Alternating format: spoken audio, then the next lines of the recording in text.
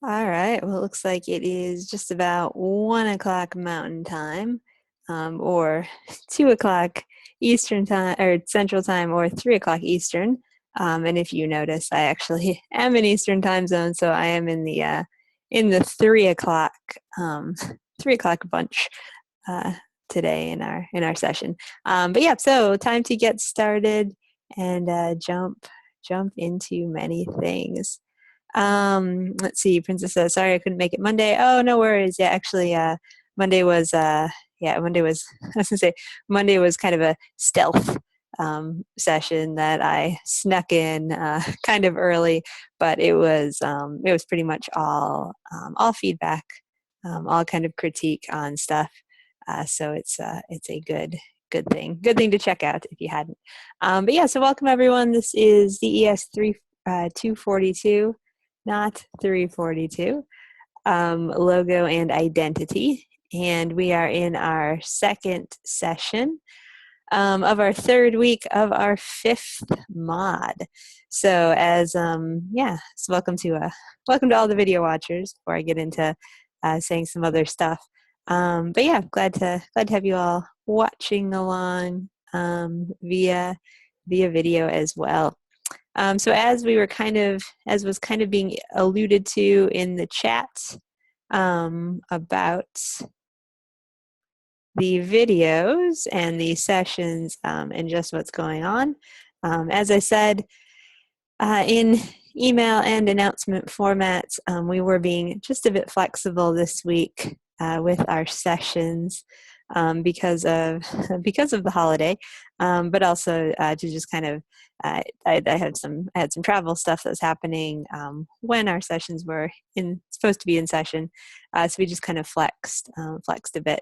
So all that to say, it's very important if you're watching along via video, or even if you are here in person and you haven't yet done this, just check out the week 3, the first recording of the week. And basically it's just kind of feedback on things that people turned in from week 2. So week 2 was kind of the culmination of your logo redesigns. And so in the first session, we did a lot of kind of share, show, and tell, all about what that's what that's all about. And so you guys can kind of see, and if you have checked the grade book to see the comments and things, you can also watch the recording and get further info as to kind of what's happening. So if you're thinking, she seems a little bit distracted as she's talking to us, I wonder what's going on. It's because I'm kind of reading the chat box, and apparently Princess's sweet little daughter had some issues with crayons and toilets, and things that are not quite as helpful that I'm sure we've all been through, experienced, and that's that sort of thing as well.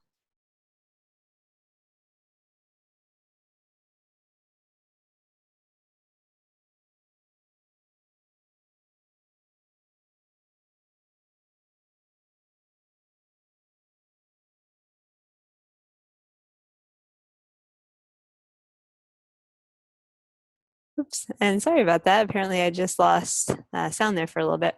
But anyway, so week 3, watch the video, get some deeper feedback on things that came in. And then, as I said before, we'll have this session, which will be kind of just the usual. And then tomorrow morning, we will have one more session together, which is going to be just kind of a bit more casual. Kind of question and answer, skills based, that sort of thing. So all the things to be aware of. One other thing to be aware of, I did not put this in slides because I wanted to go this way to reach it. As we said in week 1, come to Design Club. It is the place to be. It is the thing to do, all that sort of stuff. So once again, Design Club is meeting one more time this week. So today, Wednesday at 5 p.m. Mountain Time. So you might want to check it out. If you haven't, if you have free time, if you're watching this and it's, Thursday, don't feel bad because they are recorded. But yeah, so definitely go to it, check it out, show up. I will be leading again, doing the second part of our challenge, which is all about making friends with creatives and not making friends with creatives, making friends with other designers, and kind of learning to build your own professional network and that sort of thing. All right, Princess says, I want to be friends. Yes, exactly. All right, so let's jump through and jump back into the... All right, Nick says, I noticed you're trying not to show my info from the assignments on Monday. It doesn't bother me. My email has a spam filter. Nice. Oh, very good. Yeah, good to know. That actually does bring up a good point, though. When we do reviews in class, if you've noticed that when I talk about your work, I'm not using your name directly if you're not present. That actually is a thing. In theory, we're not supposed to say students' names in recordings if they're not present.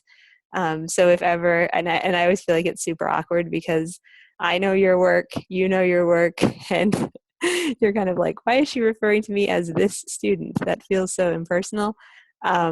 I know it feels very impersonal to me too, but it is kind of the protocol that we have to have for recordings that are getting placed on the internet. So, okay, Nick says you have my permission to say my name. Sweet, especially if it's on there. Yeah, it's a little tricky too when I can sometimes see names. I'm like, oh, and this is this student, and yeah. So it's Oh, Princess says you can use mine too. Yay!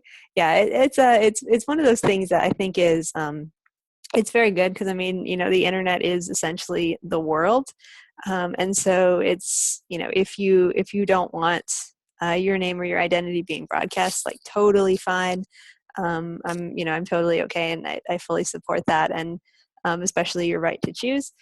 But I will say on my on my part too, it's a little tricky sometimes to like stop myself because in my head I picture us kind of all being in a classroom together, and I forget kind of the worldwide connection of what happens. But yeah. All right, so Design Club, check it out, 5 p.m. Mountain Time. And should be a good time. We're gonna, like I said, continue to talk about the importance of building a network, kind of practically how to do that, and particularly how to send emails to people who you admire and look up to without sounding strange about it, type thing. Okay, so advertisements out of the way. Let's jump in and look at what we have coming up in today's session. So we're going to start out with what works and what doesn't work in the whole scheme of logo creation. And this may or may not be especially applicable to you all as you are thinking about completing the assessment for this week. So what works, what doesn't work in logo design. And then we are going to move into who are you as a designer. And this is actually, sounds kind of heady and philosophical, but it actually has a lot to do with the assignment for this week. And then kind of setting up the creation of your own personal logo. So what works, what doesn't work, and who are you?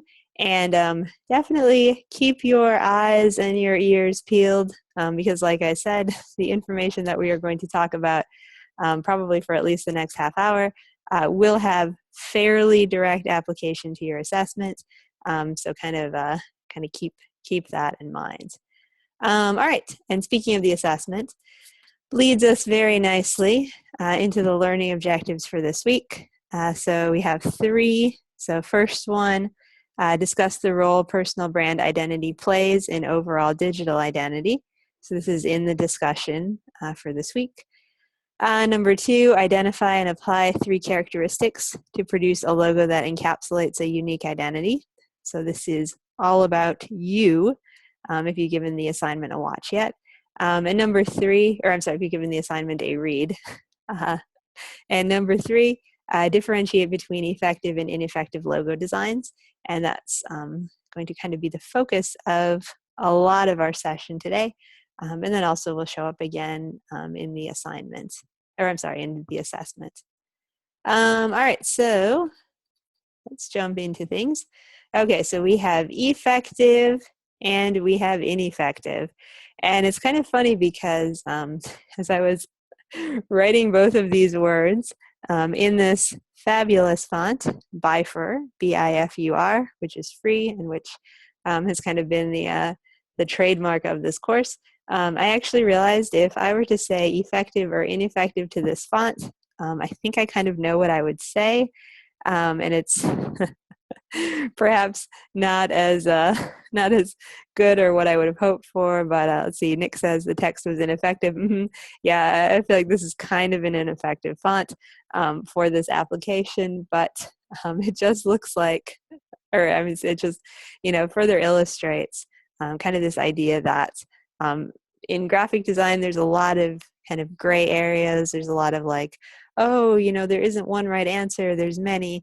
But sometimes there actually is a wrong answer and then many right answers. So it's kind of an interesting thing that, you can have so many right answers, but then you sometimes can also definitely have a wrong answer. And I think that what we're going to be looking at in these next couple slides, and then especially as you can see in this effective, ineffective, there are, for sure some wrong stuff. All right, let's see. Princess says, looks like a weird C. Nick says there's barely a difference between the N and the V. Yeah, I mean, it's there's a lot going on, but it's so pretty when you see it in small words. All right, Princess says trial and error. Yes, for sure. Okay, so kind of the key to effective and ineffective logos is actually in a lot of ways not even really anything to do with the physical logo itself. The key to kind of effective or ineffective logos, kind of where it all begins, is actually something known as the project brief. So it's the project brief, it's the client brief. It has a couple different names, but it all kind of refers to the same stuff. So when I say project brief, what kind of pops into your head? And if you're watching via video, what pops into your head if you're here in person? What kind of is this? Or creative brief? Yeah, client brief, creative brief, project brief. You'd think we'd come up with one word for what it is. Nope. Everybody kind of makes up their own. Okay, so Princess says, explain the project. And Nick was kind of alluding to creative brief, a document that briefly details what is required for the project. Yep, exactly. So successful logo design really begins with a project brief. And the reason that is because the project brief really outlines kind of what needs to be done with the project, what the client's hoping for, what the client's brand is all about, just generally kind of who the client is and who the client needs you as the designer to be, so that they have a successful final outcome. So here's kind of a heads up. If you're designing a logo without a clear project brief, it will be very difficult. So you always want to have a clear project brief or a clear creative brief so that you really know what it is that you're doing. I think a lot of times people think that if they tell the designer, oh, you're the designer, just do whatever you feel like doing and I'm sure it will be fabulous. People think that that's a huge service to designers and that creatives in general really like having no constraints. In a lot of ways, I think that is like the worst thing to tell a designer because basically what it means is I don't really know what I want. I'm trusting you to create it for me. But therefore, rather than just trusting you blindly and saying yes to whatever you come up with, it's more like, I just want you to make a bunch of options because I don't know what I want, but I kind of know what I don't want if I see it from you. So it's such a confusing thing. So never design without a creative brief. And if you are designing in a client situation, never design without a contract. And this is not, part of the assessment, but this is the other place where I've seen too many beginning designers just get completely burned, is not getting paid and doing way too much work. So not a good thing. Let's see. Princess says, give info, don't ask. Don't go to that client. Ask what they think or feel questions. Yes, exactly. Ask questions. Yeah, Nick says it's a lose-lose situation. You're expected to make what they want without being told. Yeah, and I mean, they might not even know. So successful logo design always starts with a project brief. And if you are designing a logo without a clear project brief, it will be hard, and it will most likely not be worth it for you. All right, so with logo design, the design brief is key to creating an effective logo. And this is where it's going to get a bit tricky because, like I said, everybody calls this something slightly different. The assessment itself calls it something slightly different. So just kind of, anytime you see the word brief, feel like that's, kind of the commonality, kind of the common factor. So with logo design, the design brief is key to creating an effective logo. So whatever you do, don't try to design without a project brief, because the design brief, the project brief, key to creating an effective logo. All right, so in designing an effective logo, use your design brief as your point of reference to guide your creative decisions. This is kind of a no-brainer, but it's remarkable how many times I have a very nicely written project brief. I read it at the beginning, I get it. I use it to kind of get started on sketches and visual inspiration and such. And then as I'm working, I kind of go on a detour.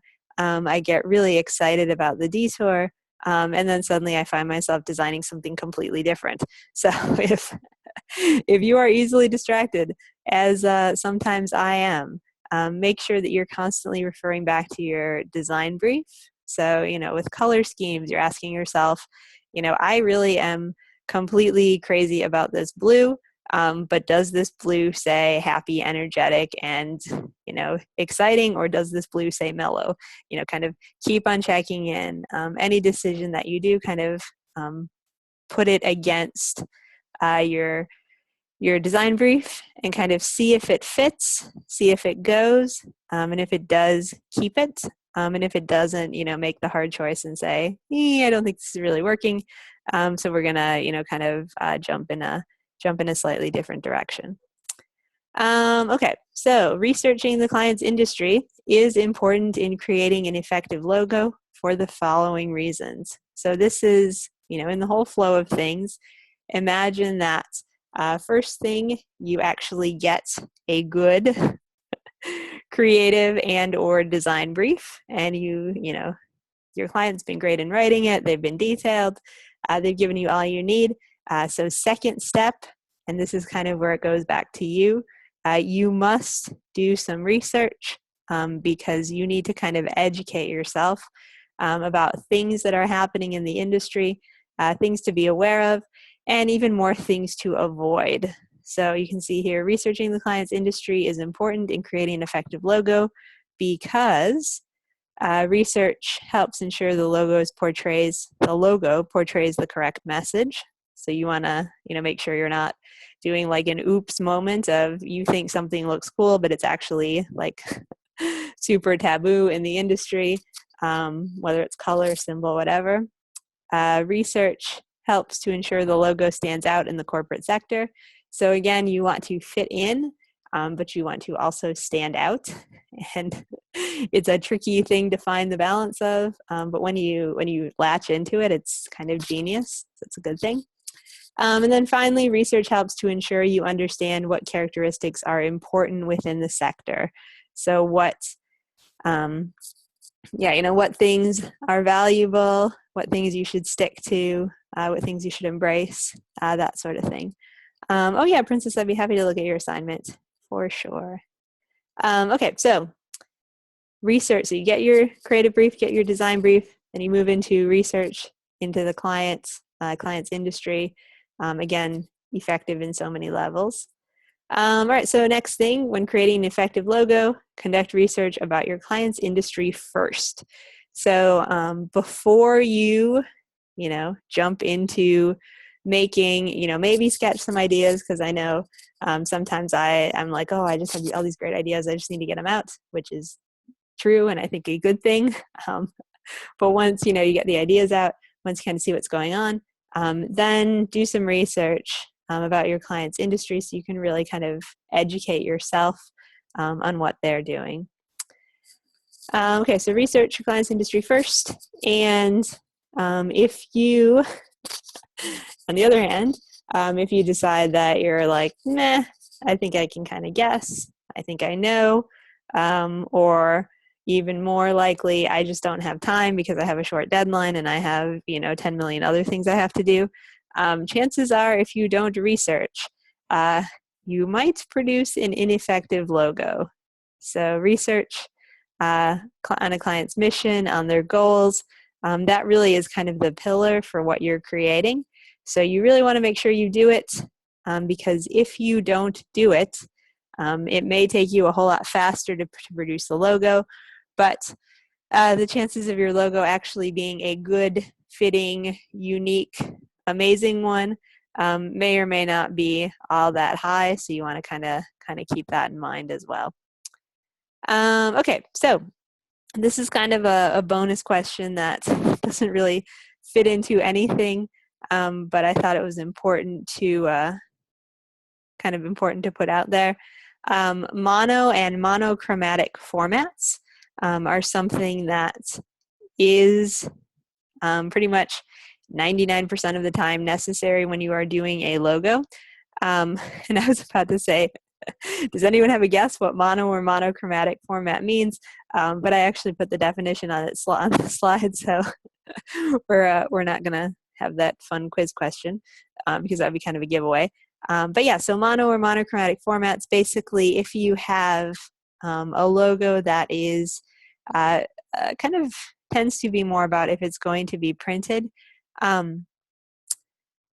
Sometimes clients will say, if I use 4 colors, I am going to need to pay a lot of money. And so my logo is, my logo is 4 colors, but I don't want to print it in that many colors. Is there a way we could get it to look the same way with only using 1 or 2 colors, because it would just be so much cheaper for me. So basically when that happens, you have to take your logo, which you've created in grayscale format, and you could potentially use a different or one shade from your logo, or I'm sorry, one hue from your logo, which is the pure color, and then put its kind of tints and tones and shades together. So basically what it is just adding grays or adding blacks and whites to your color. And then that produces different versions of kind of grays and lighter and darker versions of your color. So this in itself will kind of help you create your logo in a little bit more of a flexible option. So it's just kind of something to keep in mind. So mono or monochrome format basically means the hue plus its tints, its tones, or its shades. Okay, so speaking of color, as we're making kind of a good transition, effective logos take into account color choices because color is very subjective and color is very emotional. So as we will see in one of these upcoming slides, we kind of react to color even before we react to words, even before we react to the meaning of something. When we see a color, we kind of instantly feel something. And this is something that I think has been scientifically documented just the power of seeing color and having that kind of association. So because color is, this super emotionally charged thing, effective logos really have to think about the colors that are being used, so that, you are using the optimal ones. You are using the ones that are really going to take you where you need to go, and that are going to really contribute the right message. And again, kind of all goes back to research, researching about, the company and kind of the corporate sector that they're in. What colors are the colors to use? What colors are the colors to avoid? What's the whole mix of those elements. So effective logos take into account color choices because color is very subjective and very emotional. Okay, and here, as I was saying, before your audience even reads the type or the name of a company, color will rule. So just as an example, when I say Coca-Cola, what do you think of? What color?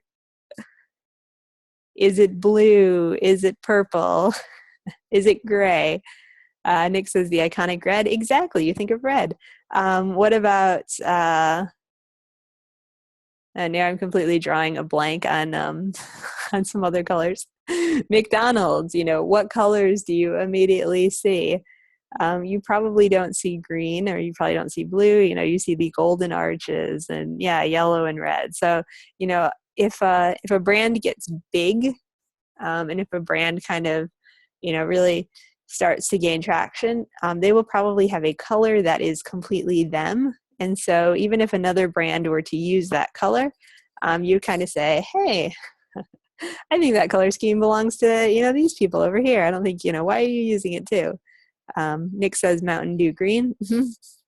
Oh, a good example of one that I just saw recently is Dunkin' Donuts, kind of that pink and orange combination that they have. I saw another donut restaurant, or kind of a donut cafe, had the exact same color combination, pink and orange.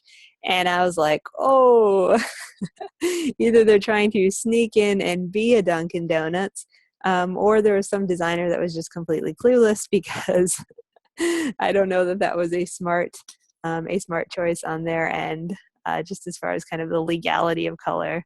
And that sort of thing. So lots of interesting stuff to be aware of, especially with color. And like I said, the main reason is because color really does have such a predominant kind of emotional, subjective feel as well.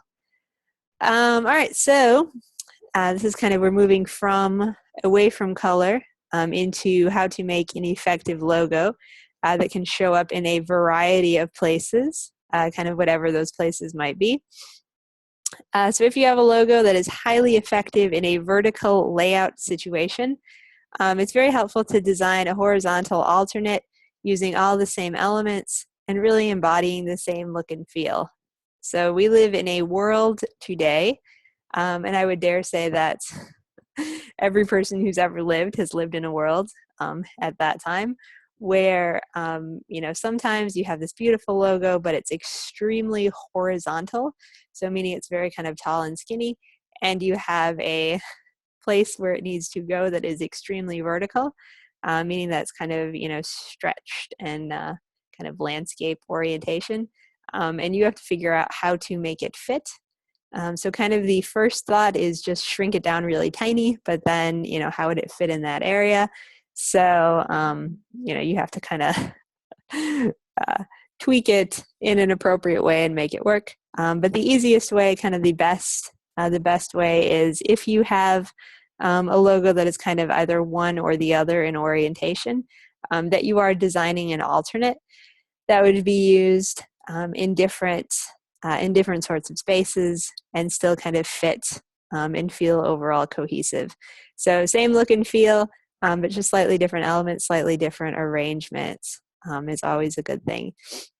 And actually, I will say I did see this a bit with some of you when you were showing me your logos in different sizes. There were a couple of ones where I was like, ooh, that's going to be a pain to work with if you ever have something that's, kind of long and narrow that you want to put it onto, or something that's, tiny yet tall. But luckily, well, maybe not luckily, but for you all, you didn't really have to explore that. But that is something that, you will have to think about at some point when you are working professionally. If something works amazingly in one space, if you completely change the orientation or the sizing, will it work in something else? And if not, how can you kind of fix it so it will? All right, so effective logos. As we said, this is kind of the effective, ineffective type deal.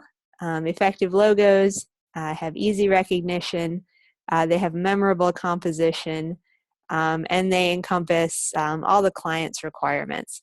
So easily recognizable, they kind of lodge in your memory because hopefully they're super cool. And then finally, they encompass everything the client hoped they might in their piece. So good stuff of effective logos. Okay, so that kind of concludes the first round of effective or ineffective logos. So kind of things overall to remember: client brief, otherwise known as creative brief, otherwise known as design brief, is arguably the most important thing to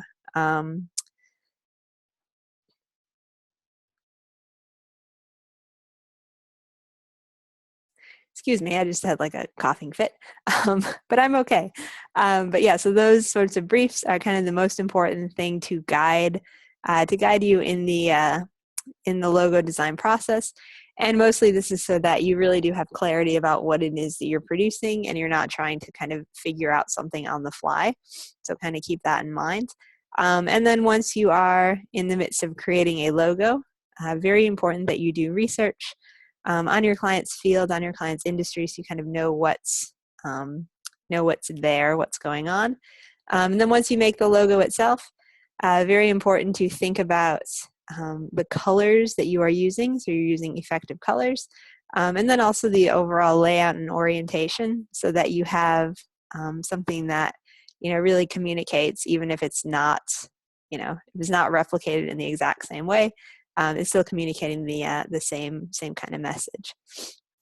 Okay, so now we're going to move into just the importance of this little thing called mock-ups, and kind of just spend a brief bit of time talking about what is a mock-up, and then also why do they tend to be so important.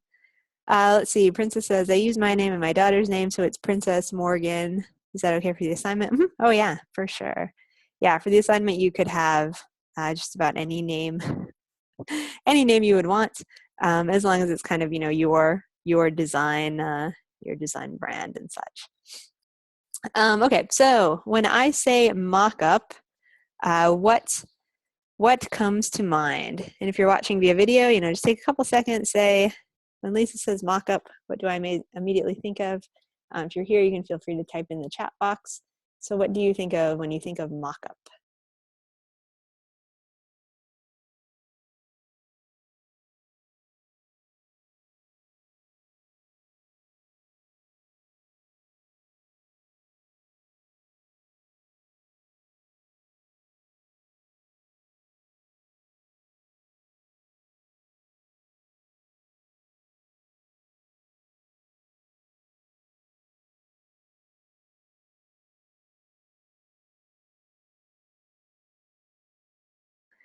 All right, so Zakia says, I spent so much time last night putting my museum logo to different mock-ups. I was thinking of putting it on hats, cards, cups, etc. Exactly. So Princess says, practice works. Nick says, a mock-up is a representation of the final product. Zakia says, merchandise, figuring out what works best and improving on it. Mm-hmm. Nick says, like showing your magazine page in a CG magazine or printed out magazine with only your pages, putting it on objects. Excuse me, exactly. So a mock-up in general, kind of all of those things all of those things and more. Basically, when you make a logo, it's very nice to show it to a client in, just a flat version of it. So kind of like what you guys turned in for assignment 1, kind of say, hey, this is, what your piece looks like. And clients, usually say, oh, I love it. But the thing that kind of leaves out is kind of the context that your logo is going to show up in. So I don't think people really design logos to just display on white surfaces that are flat and two-dimensional. Generally, a logo goes on something. And so to just kind of help your client further kind of connect and imagine the logo, it's often very good to have mock-ups of it, which is basically putting it on an object, as we said, so that your client can really see how it would actually look in use. And I think another benefit of a mock-up is that when you see it in use, you can kind of say, oh, it's really working amazingly. Or you can say, oops, that was a really great idea I had. But when I put it in this situation where it's going to show up a lot, it actually is really hard to read, or, that color scheme looks terrible, or, it's way too small, or something like that. So it's kind of, it helps the client imagine how it might work, but it also really helps you imagine how it might work. So it's kind of a win for everybody. And I will say, if you've had me in previous courses, there is nothing I love better than having a cool logo, dropping it into a PSD mockup, and seeing it appear somewhere.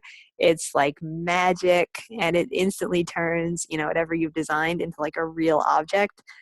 Pretty much the coolest thing ever. So mockups, just know that they are very good things, in that they really help you kind of see and showcase your product, or your design piece, whatever it might be. And they also help your clients kind of see and imagine what they, or what, just what they're getting into as they sign off and say yes to your piece. Okay, so for our next kind of round of things to be aware of, we're actually going to shift from slides into checking out some of the resources that we have in our week 3 readings or course media, otherwise known as readings and tools. So let's jump over here. So where we're going to go in particular is this informational website called the Gestalt Principles, and kind of just talk through this page, kind of just highlight a couple different things. So I'm kind of curious, for those of you that are here in person, or for those of you who are watching via video, either way, when I say Gestalt, does that mean anything? Does that kind of trigger anything? Does it sound like I'm sneezing into my microphone? What's kind of your Gestalt kind of background?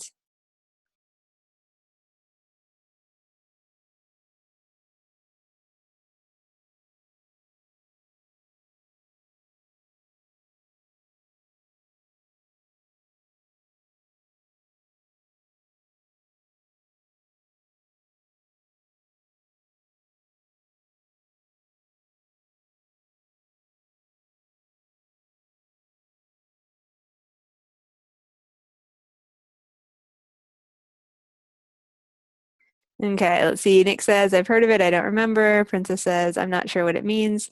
Zakia says, sounds like an obscenity. So not sure, basically. I love it. It kind of does sound like it could be. Like, ooh, should we even be saying that word and be recording? Um,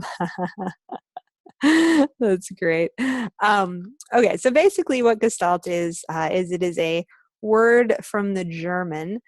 So I guess you probably could kind of go, get some good nasal and throat clearing actions involved when you say it, and kind of say it quickly with a slightly kind of I was gonna say like a slightly angry solemn tone. I don't mean that in a negative way toward the German language, but it just kind of feels like it's one of those languages that's a little on the harsher side and the stronger side of things. But yeah, so it's a German word, and it basically means, as you can see here, unified whole. And so basically, what Gestalt is all about is kind of this idea that we don't see individual things. We don't see individual objects. We don't see individual elements. We see something and we perceive it as a whole. So, for example, when I'm looking at two slices of bread, some lettuce, some slices of cheese, some slices of tomato, and a couple pieces of turkey, I don't see each of those pieces individually. I say, oh, look, there's a sandwich, and I think I will eat it. So, we see the full piece because our brain has the capacity to see a bunch of tiny pieces and kind of quickly assemble them and then say, hey, this is this object. This isn't, the component of all these pieces. So Gestalt is based on, as you can see here, visual perception, and kind of the big, grand, very simplified idea is that you don't see bits and pieces, you see whole objects. So kind of how this works and why we should care as graphic designers is that it's very important to know kind of how people are going to see things that we create, and kind of understand the perceptions that are around around what we're putting together. So the cool thing with Gestalt is that our brains will actually fill in information that's not even there. So crazy in so many ways. But it does work. We kind of see things pop out when there's nothing, and we kind of fill in the gaps as well. So as designers, we need to be kind of nimble and take advantage of that. Work with Gestalt as opposed to essentially working against Gestalt, which kind of force people to see things or just make things more difficult. So there's a couple principles of Gestalt that we're going to go through here, and you may see them in the assessment, and then also even more, I would challenge you as you're just kind of going about your day, or even as you're designing stuff, you could kind of keep these in mind, because when you play with Gestalt in an intentional way, it really does bring kind of a cool and sophisticated look to a lot of your pieces. I feel like there's somebody who is doing the Museum of or Metropolitan Art Gallery, and they're doing kind of like MAG, but there's no A, but there kind of is an A because they're showing like this little triangle and a square or whatever. So perfect example of Gestalt, and also perfect example of kind of where we see something and we're like, ooh, that's so cool. Why didn't I think of that? Type thing, because it has kind of this clever bit of visual perception to it, because it's all kind of Gestalt. Okay, so some principles. So first one is similarity. And basically similarity occurs when objects look similar to one another, hence similarity. People often perceive them as a group or pattern. So you can see around this eagle's head, he's got all these little triangles around him. Each of these are a single triangle. They aren't touching, they aren't connected. But because they are all similar in look, if not in size, we perceive them as a single unit. So we say, oh, look, the eagle has a sun behind his head. He doesn't really. I mean, the eagle just has like 9 triangles. Oops, ignore the barking. But it is kind of an overall unit.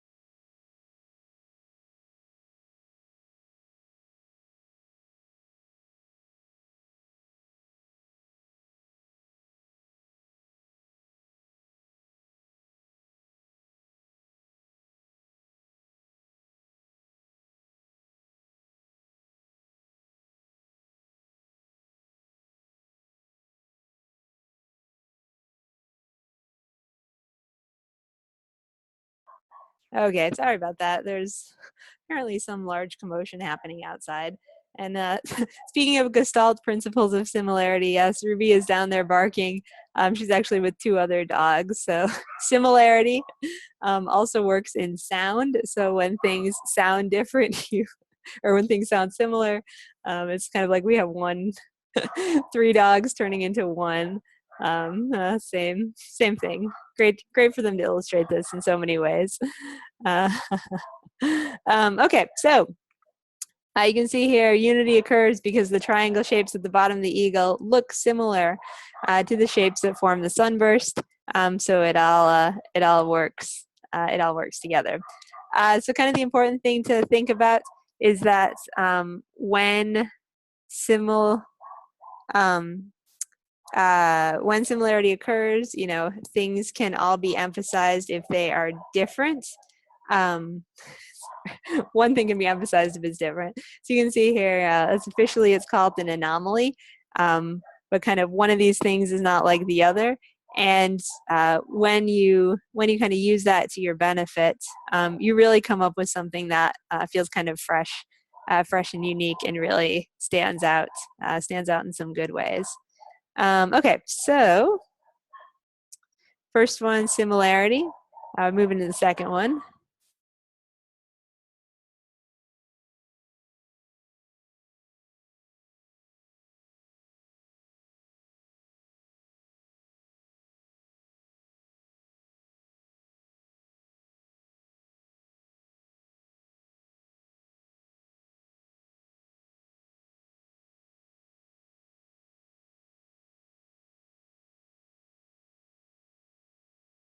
Okay, I think we were going to have quiet now.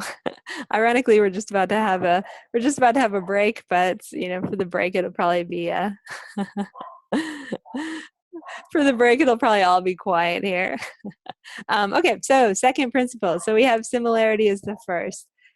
Second one, which I'm pretty sure you will see on the assessment, is the principle of continuation. So basically, continuation occurs when the eye is compelled to move through one object and continue into another. So you can see this kind of this leaf moving through this H.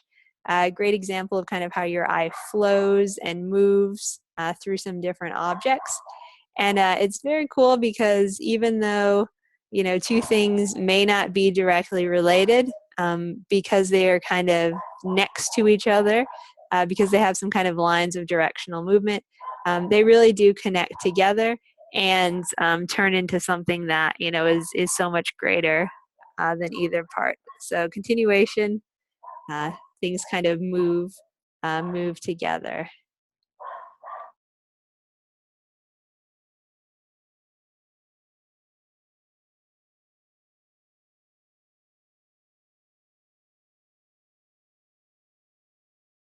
Okay, so this is perhaps my favorite one.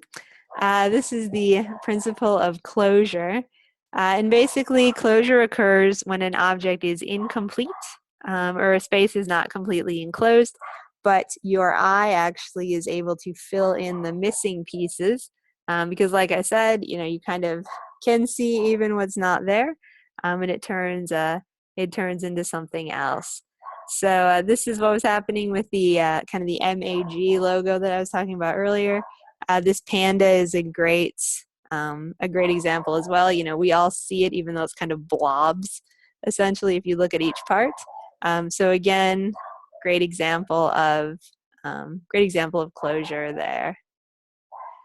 All right, so next one, proximity.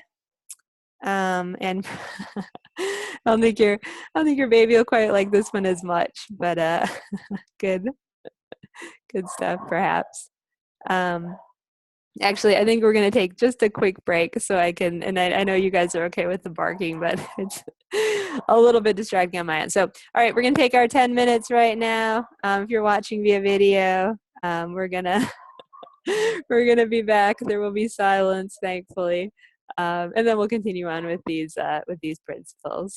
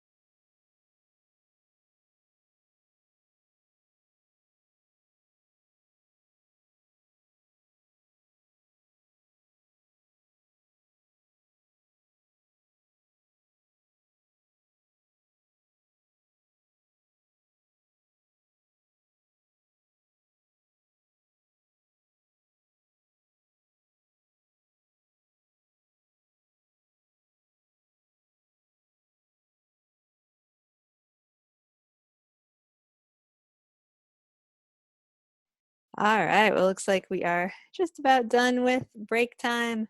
I love the drawing that is unfolding before our eyes. Oh, so great. And I love that somebody is saying Augustalt. Exactly, kind of getting the words involved. See how many Gestalt principles are appearing before our very eyes. UFO abduction. All right. Well, sadly, excuse me. I think we're gonna have to stop sharing this, just so we can jump back into the slides or the website for just a second. So you can grab a screenshot if you want. Um, Move on with it. All right. So let me stop sharing. And start the desktop. Yay, Zakiya got a screenshot.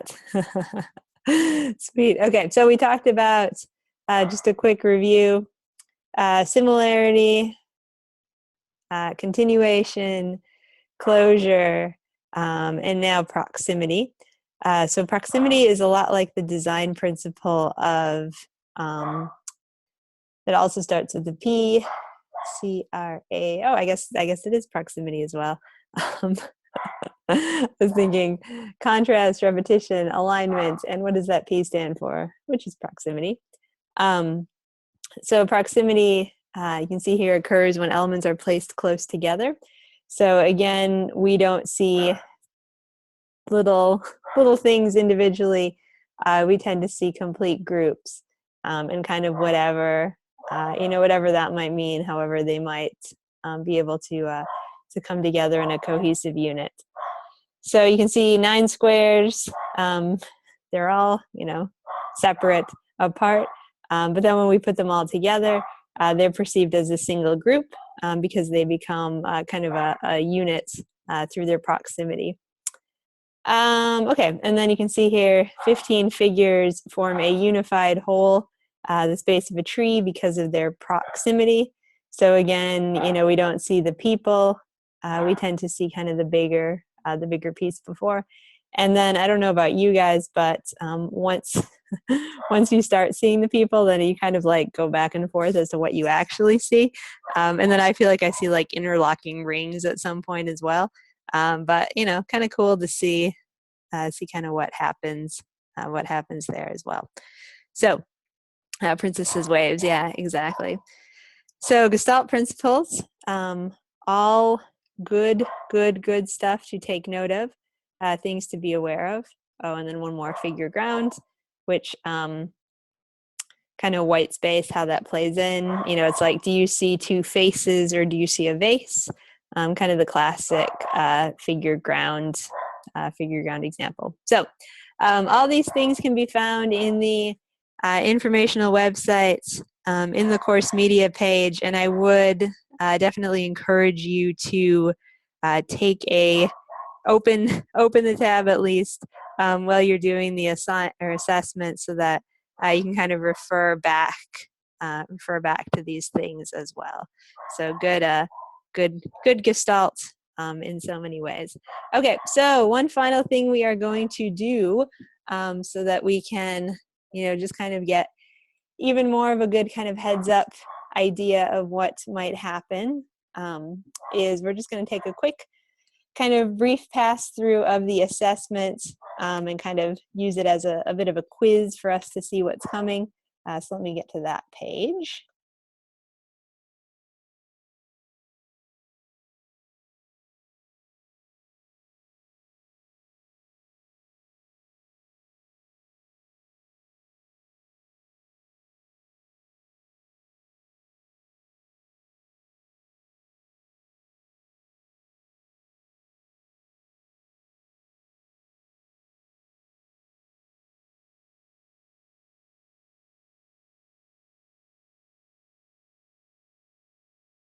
Actually, I just realized I have to stop sharing because as I'm going to, as I am the instructor, I would show you something that you should not see. So let's get in here and preview and share the screen again. Okay. All right, so let's just kind of quiz and test our knowledge, see what we're thinking.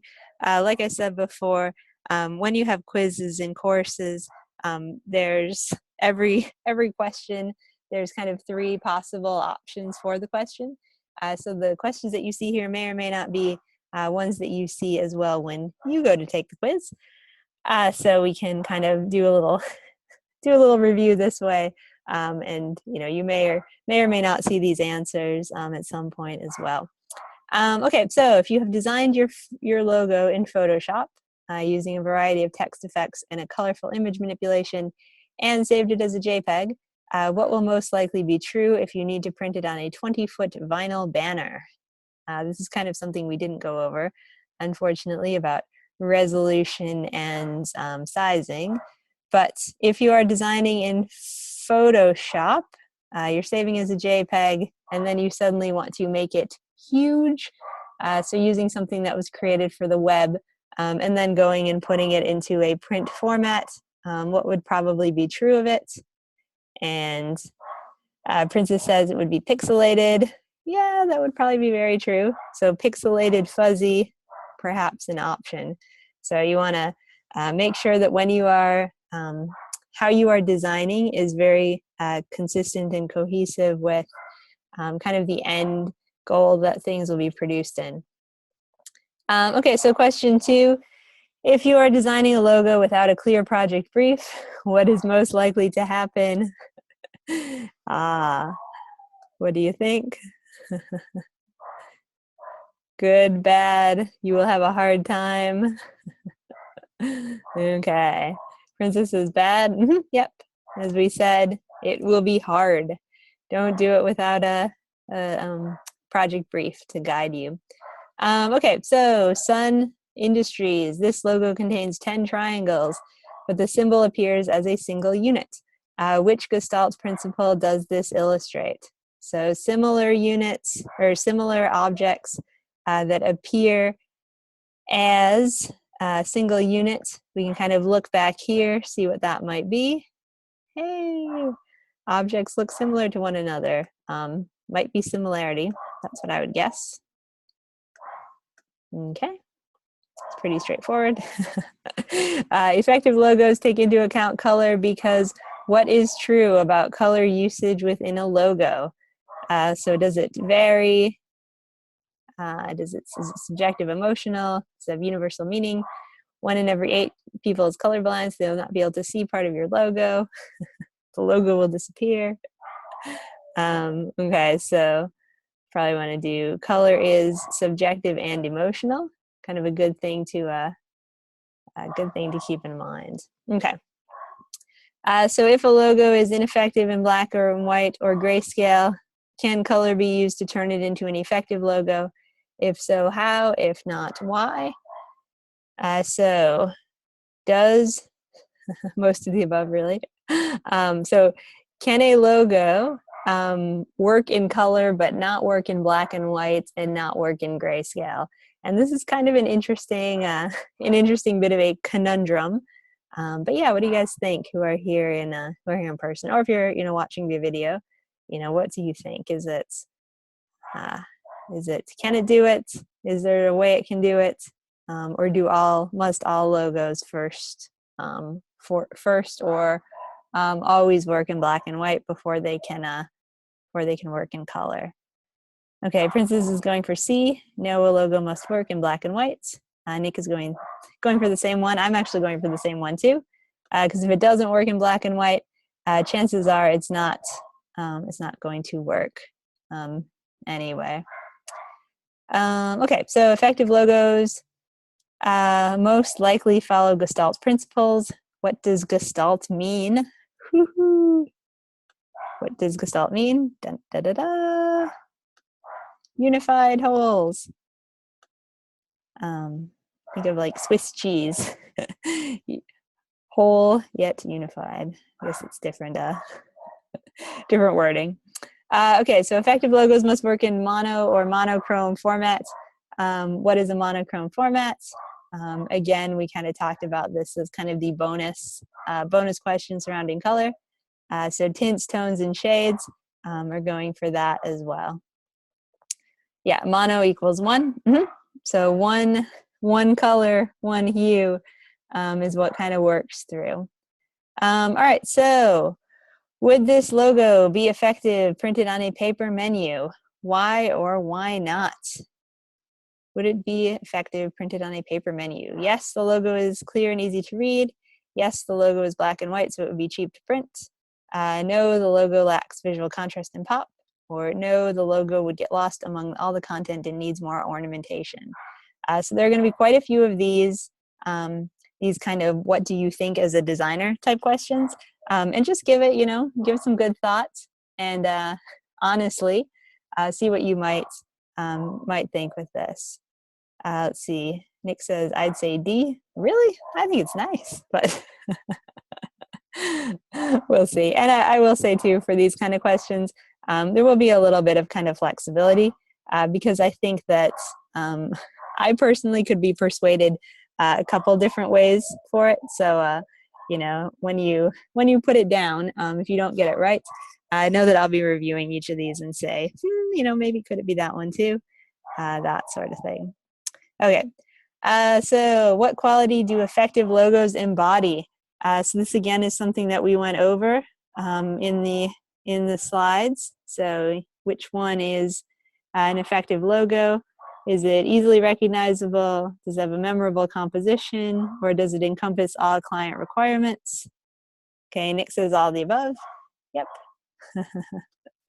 Short answer is yes. When creating an effective logo, when should you conduct research about your client's industry and the context in which they conduct their business? Never. We are the masters. Isn't that how it should be? Okay, Princess says beginning.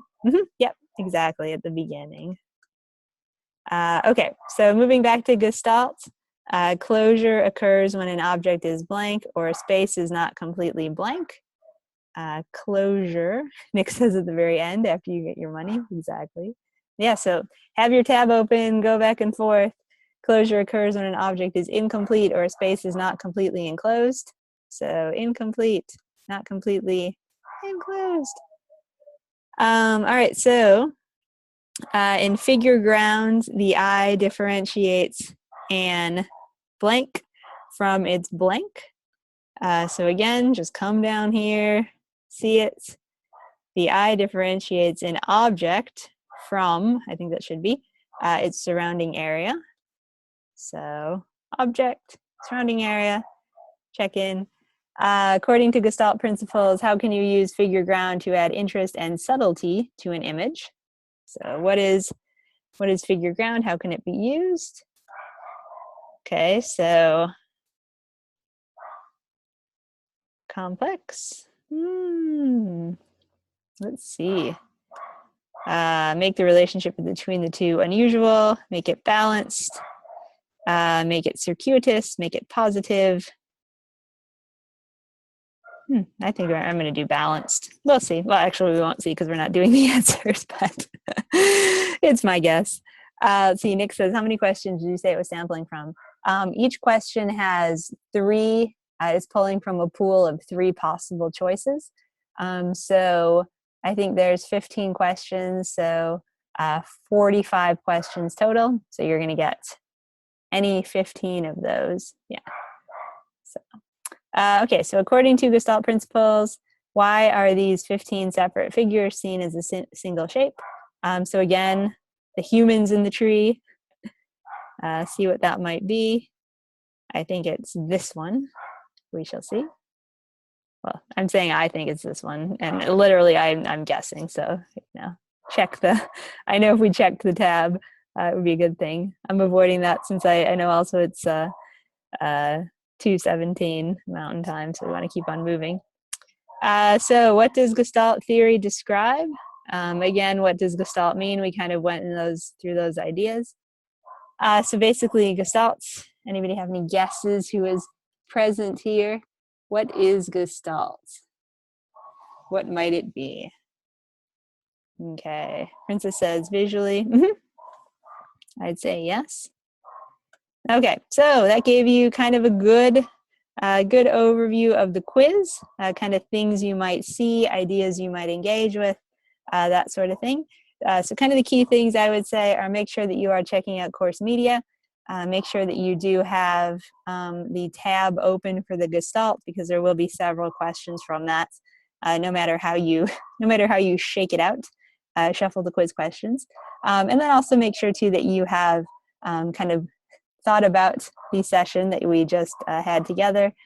Creative briefs, project briefs, don't do anything without those type thing. And then also looking at several logos and kind of gauging if they're effective or not. All right, so good luck, everyone. You can do it. I know you can. I know this is the quiz we can all get, close to 100% on. Go slow, take your time, read, and things should be good. All right, Princess says, can I show you my assignment? Yes, but not quite. Maybe in like 15 more minutes, because I just want to make sure we cover, or we look at it and kind of see what's going on. Okay, so basically how this course has been set up is that, whoops, you guys had the first 2 weeks where you were thinking about redesigning a logo that had kind of been given to you. So you all chose your client that you wanted from the list of many. Then you went through and saw what the brand keywords were. You thought about how you could kind of make them appear a bit better. And you kind of created something hopefully that was light years better than the things that were given to you, and kind of went through that whole cycle. So that was how we began the class. So for the second part of this course, for the remaining 2 weeks, we are going to kind of turn our branding and identity eye on ourselves. And we're going to really think about how we can be our own clients and create a logo that really defines and kind of shows and captures who we are as designers. So basically for this, you can do, your name, you can do the name of a design company, you can do kind of whatever you want to, as long as you're creating something that's kind of somewhat tied to you and kind of who you might be representing yourself, who you're representing yourself as. Let's see. Okay. Oh, sweet. Nick wants, oh yeah, for sure. We can do that too.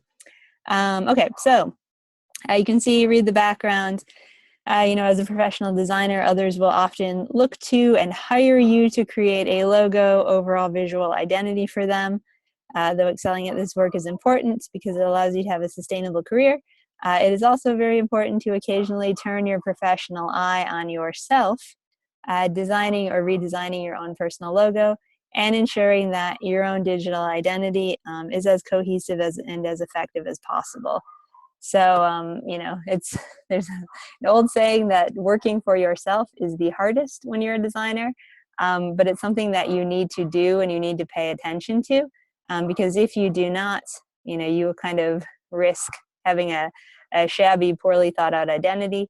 And because, people will judge you kind of by what you're producing for yourself, you want to make sure that it's the best that it, can be overall. So kind of 3 questions to help you discover what makes you unique and inspire you as you design your own personal logo. So question 1, why am I a designer? Question 2, why do I believe design is important? And question 3, what is the thing that makes me unique? And someone should hire me before the guy down the street. So what kind of makes you stand out, and kind of what makes you who you are as a designer. So you can see here, though the answer to these questions don't seem to have an immediate visual translation to how you will design, with some critical thinking, they will enable you to build a strong foundation that is uniquely yours. So basically with these questions, you're really going to build kind of your own quote-unquote brand keywords. So, whatever you feel is something that sets you apart, what kind of resonates with you, who you are, that sort of thing. It will help you kind of distill that process. And some people kind of totally have that down already, and they could, rattle off these things about them. Other people, it takes a little bit more time, a little bit more reflection. Either way, it's totally fine. This is where we have space in this class for you to really kind of reflect and think. And so that's kind of where we're going with this. All right, so for example, if you are a designer because you believe that beautiful ornamental design raises everyone's standard of living, then perhaps your personal logo will feature a flourish or scrolling element. If you believe design is important because it enables complex ideas and topics to be clearly represented, then you might use a clean sans serif typeface. If the thing that makes you unique is your love of illustration, perhaps your personal logo might contain a simple line drawing you've generated, or some hand lettered type, just something that will kind of speak to who you are and basically what's important to you. Okay, so you can see here, for the final 2 weeks of this class, you will be designing a logo for yourself. So this week we will begin the preliminary design process and idea generation. And next week, we're going to go a bit more in depth. So this week it should be very familiar, as this is very steps that we did for the week 1 and 2 redesign. And this one's going to go a bit more in depth because it is a new company, yours, that you are designing for. Okay, so first thing, spend some time reflecting on the 3 questions outlined in the background above. Write down your answers. And you will have to write down answers and turn these in. There's a great chat box conversation going on about, I am unique, isn't that enough? And Zakia says, I am me, please give me a job. Yeah, it's unfortunately a tricky thing is, in the professional world, you say, I am unique and amazing, you should hire me. And people that hire say, I have no doubt you are unique and amazing, but can you get it done for me? That sort of thing. Okay, so 3 questions, answer them. And then you're going to do 15 sketches to kind of just think about what you could make, what you could do, that sort of thing. So these can just be super quick, just concept ideas. You can do them in Illustrator. You can do them by hand. You guys kind of know the drill. And then take 3 of your sketches, whatever you feel like is kind of the strongest. And again, in a lot of ways, because you are your client, you probably will be able to sometimes choose which one you think is the strongest to represent you, or kind of whatever your favorite is, and then bring those into the computer and refine them in some way. So I think, yeah, I would say you could kind of just refine them by hand, but I think because we do have kind of a shorter time schedule, I would recommend jumping onto the computer this week as well, just to make sure they actually are translating. But yeah, so 3 directions, put it in black and white, and then put it all into a PDF and submit it for grading. So answer the 3 questions, which you can find here. Who are you? Or not who are you? Why are you a designer? Why do you believe design is important? And what is the thing that makes you unique? And someone should hire me before the guy down the street. What is that kind of magic? Okay. All right, so that's basically what we have for the assignment this week. And like I said, pull on the process that we did in week 1 for the logo redesign, and really kind of think who you are and how that can translate into things like color scheme, font choice, imagery, just all of those kind of bits and pieces. Okay, so I was going to do a little bit of a demo, but I think that since we have Princess and Nick, who are both ready to show a couple things, this might make a bit more sense to kind of switch over to them rather than me. So I'm going to stop sharing. And Princess, if you actually want to grab the screen or show anything, that would be good. You can feel free. Oops.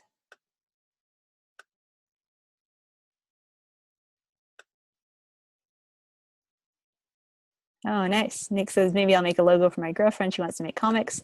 Yeah, yeah. And I mean, for this one too, if you have somebody that's kind of important in your life and you're like, I really don't want to do this for me, I want to do this for, this other person, I'm okay with that too, because it's kind of the same principles.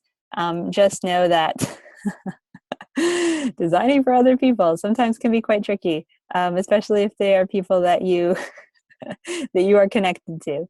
But good luck with that. Okay, so here are princesses. Very nice. So, Princess, do you have kind of three that you're feeling, or what's your? I think I really like this one, how I put a little halo here, because it kind of goes in contact with this. But I wish I could have had the rest of the M come out through the halo, but it won't. Oh, is it? Do you have the halo with a fill in it too? Well, I tried to do it without the fill, but this is what happens.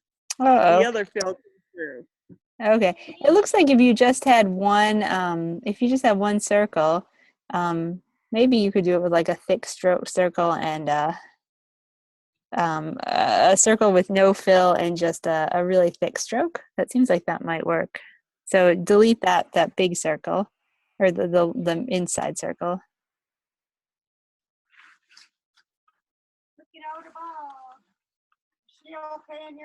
Yeah, she is, Mom. Okay, yeah, and then increase the stroke. And then, oh yeah, see, that might be kind of cool. That's what I was trying to get. Yay! I actually really love the font that you're using for this one with the P and the M, just because it feels so fancy. I think that's it's a I fun, like it too. yeah. I think, So I'm thinking of quilting it just a little bit more, and mhm. then bring it in. Grandma down to the garbage.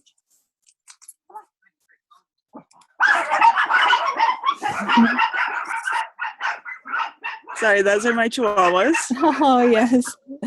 Oh, they sound so great. They're little tushies. Let's see, something like that. Yeah, so many puppies. Yeah, oh yeah, I like the way it's kind of coming through. I think the only thing I would say is I would almost make your let's see if I can get to my let's see if I can get to my own annotation tools.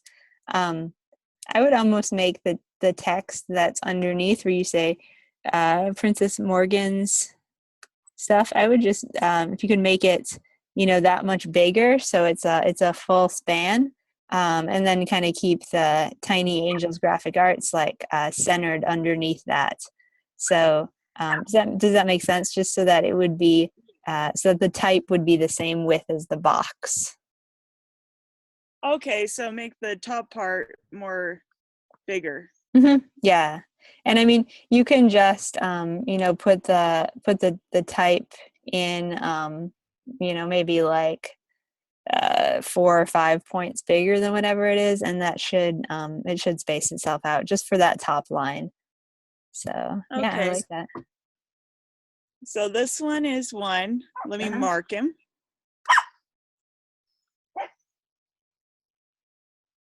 And it didn't want to do it the way I wanted it done. There. Where are you? There. That way I know which ones. Yes, yeah, that's very good. Oh, give me. Let's object, group, and edit, copy. So that way I can do it on the other ones. Yeah.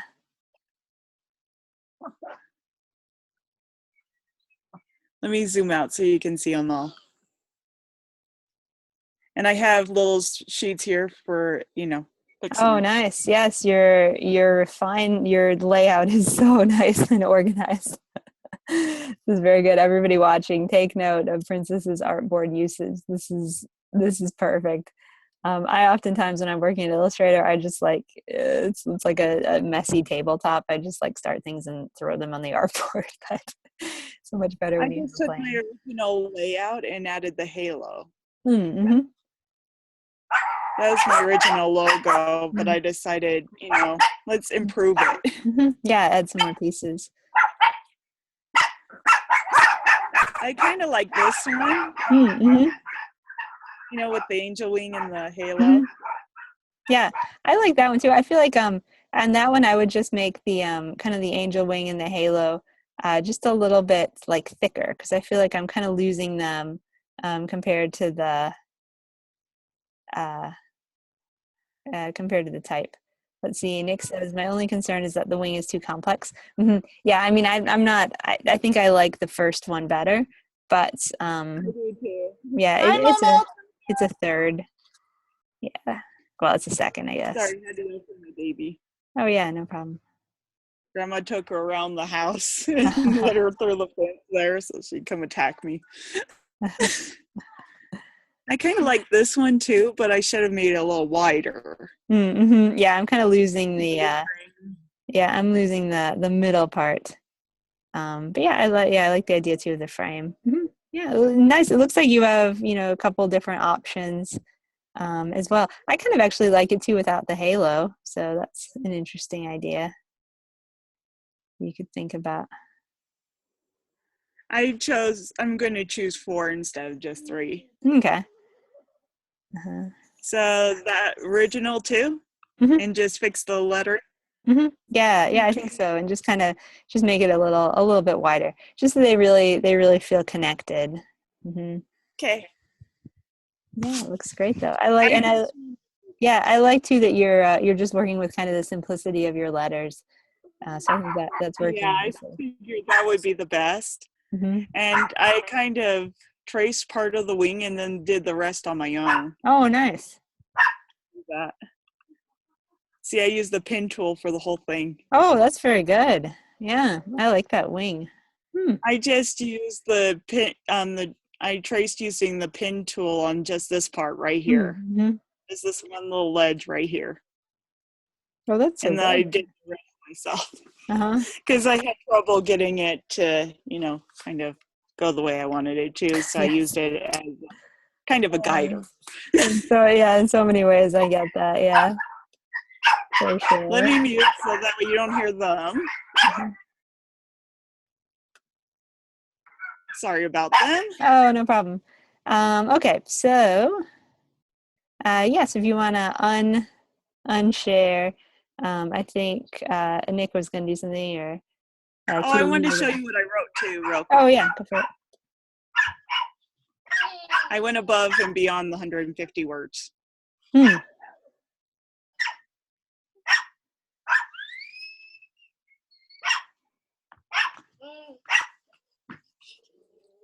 But these are what I wrote. I hope they're okay. Mm-hmm.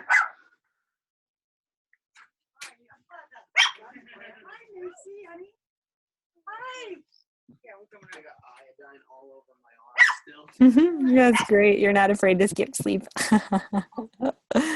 Oh, I like it. Yeah, I think it's great.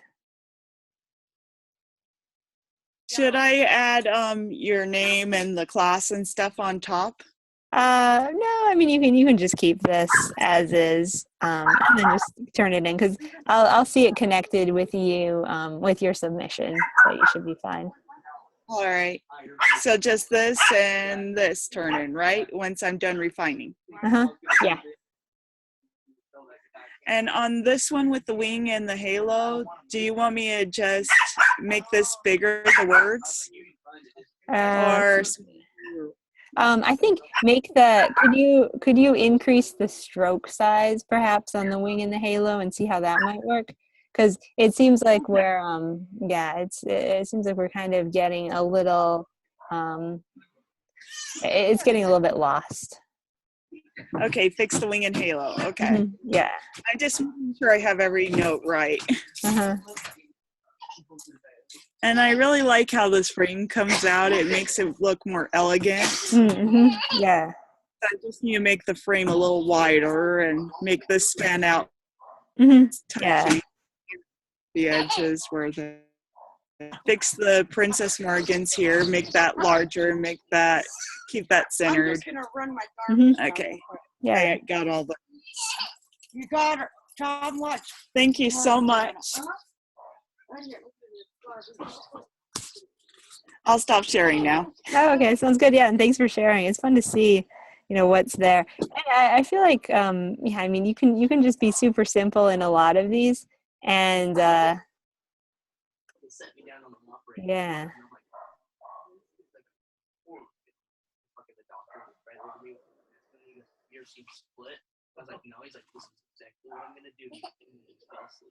Oh, that's I know. I didn't ask. Okay, so yeah, so if you want to share, um, Nick, if you want to share anything, or Saki, if you want to share anything. Ooh, Thunder Fox.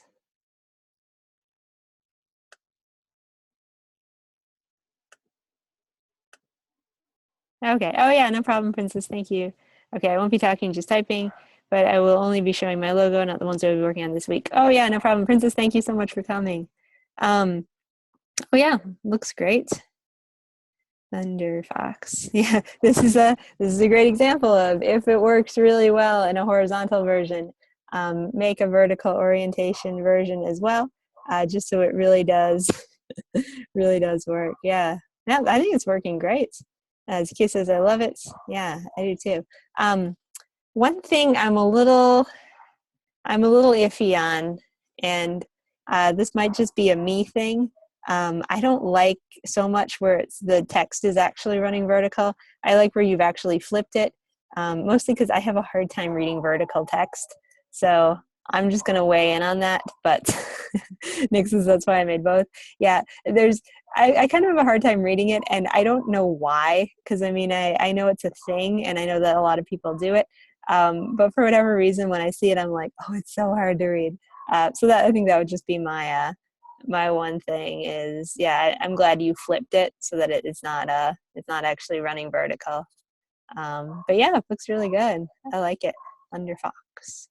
And I actually too like that I like your font. It feels kind of unexpected, admittedly, because this could go like kind of superhero or something like that.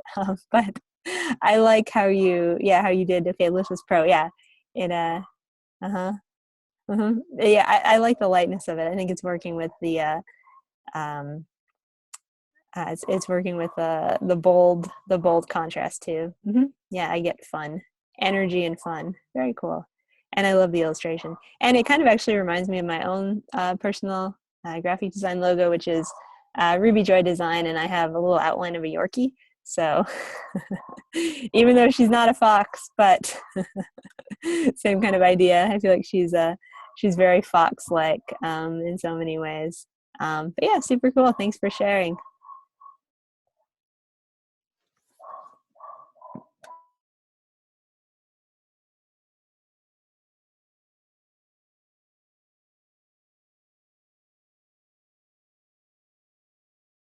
Okay. Oh, here's Zakia's logos. Oh, sweet. Hello. Okay, it's easier just to talk for me, Mhm. but everybody has like names and stuff for theirs. I've always honestly just used my name, Mm-hmm.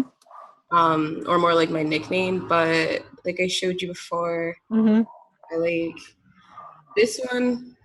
Is the simplest that I'd Mm-hmm. probably end up using, but I really like this one because I do costumes as well, Oh, nice. which is why that thread is there. Oh, okay. Oh, man, you know what I was thinking of when you showed me these logos before was that was like a judge's hammer that they like knock in court or something. And I was like, "Oh, it's so cool. She's like designing for justice." And and I love that concept.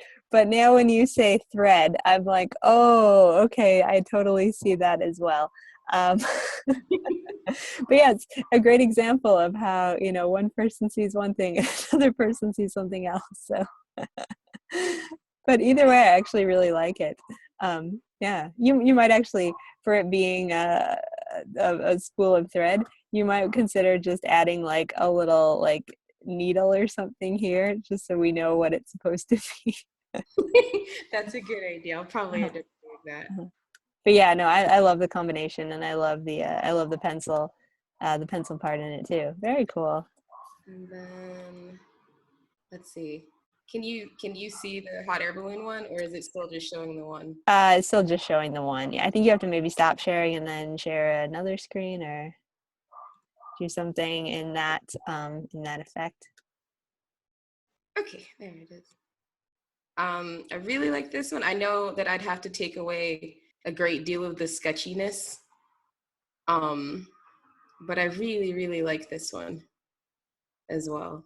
Oh yeah, I do. Yeah, I do too. As well, you know. Let's see. The pencil tree. Not a fan of the pencil bomb. You know, it's kind of funny though because you have the pencil and the balloon. You have the pencil with the spool of thread. You could almost, and this is kind of outside of the scope of this assignment, but this would be a really fun personal project. Is you could almost have, you know, like a set of 3 different icons for yourself. Because I mean, you have the pencil as kind of the common element in all of them, and it seems like it's a somewhat similar pencil in all the different parts. And so, you know, it almost might be that, yeah, you have some diversity in the logo that you're showing because, you know, this is you in, you know, these different pieces, which would be kind of cool to think about too. And how you would use those, I'm not sure, but it's just, yeah, it's an interesting thing. Let's see, Nick says separate logos for separate services. Yeah, yeah, and I mean, you said you sew too, so this could be like, you know, the sewing design area, and then, you know, this hot air balloon is kind of like client design of sending it out somewhere, and, you know, doing that. That might be a stretch, but I'm sure if you thought about it, you could come up with something, you know, that would find a good connection point too. But yeah, I like the idea of the pencil. It's like the pencil plus is kind of your thing. Yeah. Cool. That was all. Thank you. Yeah, very cool. Yeah, well, thank you for sharing. Design in the clouds. Yeah, designs in the cloud. That's that could be a thing because that's, you know, kind of a good way that we all work. Very cool. All right. Well, I think we are going to end just a bit early. On that note of show and tell and share and tell. Thank you guys all for a great second week. Let me just share my screen one more time so we can actually see something and not a black screen as I'm talking. But yeah, thank you guys so much for a great second session of the week. And we will meet one more time 9 a.m. tomorrow, where we're just going to have kind of an hour of, like I said, kind of casual skills, software, logos. I probably will do a demo for the assignment since I kind of passed on that for you guys to share your stuff, and I think that was actually way cooler than me doing anything. Just my opinion, but good to see the work too. But yeah, so thanks guys, and as always, if you're watching the video and you have any questions, feel free to check in and let me know, and I will try to get to them as soon as possible. And also remember, any late work, it's only week 3, there's still lots of time, so please get it in when you can. Oh, and one other thing too, if you're watching this, I didn't realize that the assessment 2 locked, so I have since unlocked it. So you should be able to go in and check that out. Check that out as well. So yeah. All right. Well, take care, everyone. Thanks. Have a great rest of the day, whatever day it might be for you. All right. Bye.